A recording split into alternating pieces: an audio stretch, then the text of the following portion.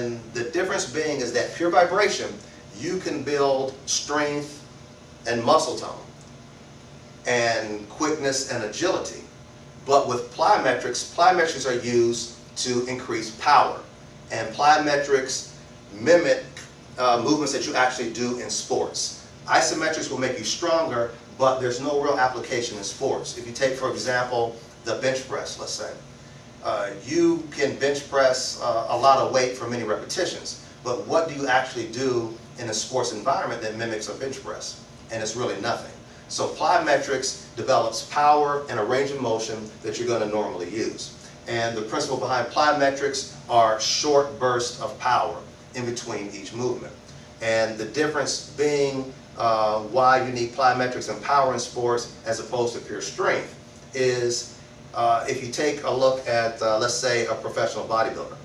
You would think that a professional bodybuilder would be able to jump higher than a basketball player. You would think that a professional bodybuilder would be able to hit home runs further than a normal sized thin baseball player, and many other applications. So muscle strength does not necessarily equate to muscle power and performance.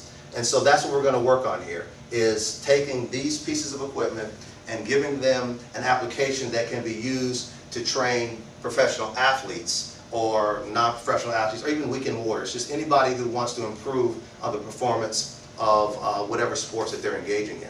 So we'll start with the large platform here. And I'll turn this on.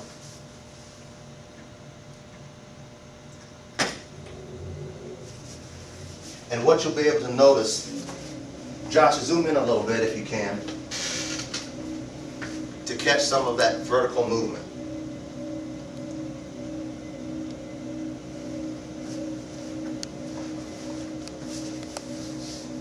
And this is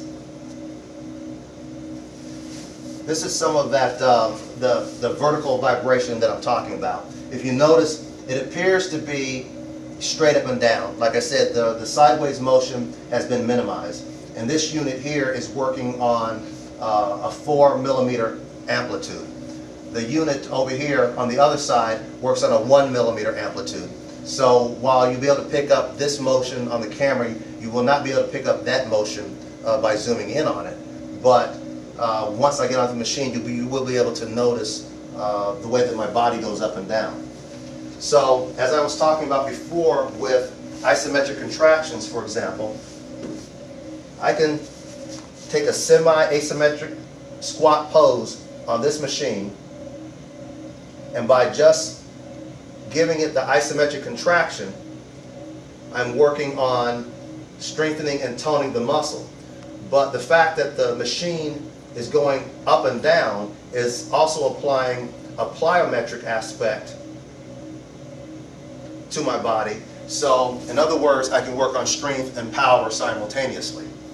Now, as I was talking about pure plyometric movements, at this point what we can do is we can do true plyometric movements combined with isometric movements and get that plysometric benefit that I was talking about: strength, tone, agility, speed, and power. So what we'll do is we'll do an asymmetric squat with a forward thrust with a weighted ball. And we'll start here, ball out front. We'll slowly bring the ball down as we squat to position, and then power up. And then return, do a 4 count on the way down to get the isometric contraction, time to engage, and then when we hit the bottom, power up.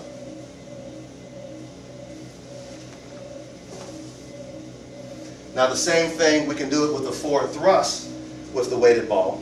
And for each application of the plyometric movements, you can apply it to any particular sport, whatever your movement may be for that sport. For example, if you think about a forward thrust type movement, that may apply to, for example, any of the combat sports, the grappling sports, where you're either pushing an opponent off of you or pulling him in close so that you can take him to the mat. The same thing with football linemen. Typically for football linemen, you're in a position and either you're blocking, pushing people away, blocking in this manner, and in some cases, maybe even to tackle, you grab the inside of the shoulder pads and pull them to you. So one of the plyometric movements for that is we'll start with the ball out. As we 4 count, lower into it, and power out. Power out. You can even do the same thing by passing the ball to a personal trainer at the same time if you wish. If you take in consideration, let's say, swing sports. When I talk about swing sports, I'm talking about sports that require a lot of torque on the torso. So golf, hockey, tennis, even football tackling, you're throwing people to the ground, grappling sports, things of that nature. You can do the same thing. And once again, I'm showing you all these from the side for space consideration. But you can also do them to the front in order to work a different set of muscles based on the total movement that you're going to do in your desired sport. So for the swing sports, for example, we can take the position starting here, and then as we lower into our squat position and thrust, we can bring the ball down to around the hip, and as we power out, thrust up. For a straight across swing motion, like for baseball, rather than bringing the ball down to the hip, we can start out, bring the ball straight across, and as we power up, swing straight across. Now, as far as upper body workouts, same principles apply. We can do push-ups, for example, hitting a mid-range position, holding it. The isometric contraction works for strength and tone, while the vertical movement works for developing power. And let me power down this one.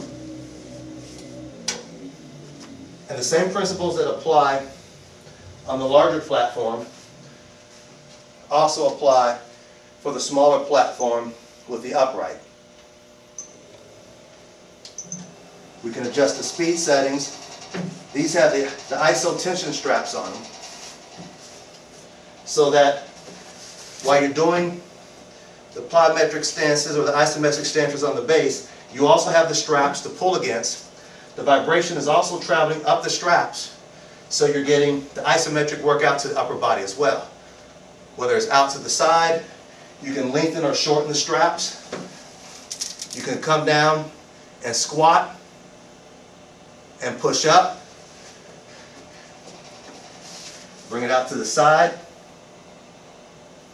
And so what you want to mimic is any potential stance that you may have for the sport that you play, be it gymnastics, field sports, grappling sports, or anything of that nature. So once again, just to recap, plyometric movements combined with the principles of increased gravity or hypergravity, however you want to call it.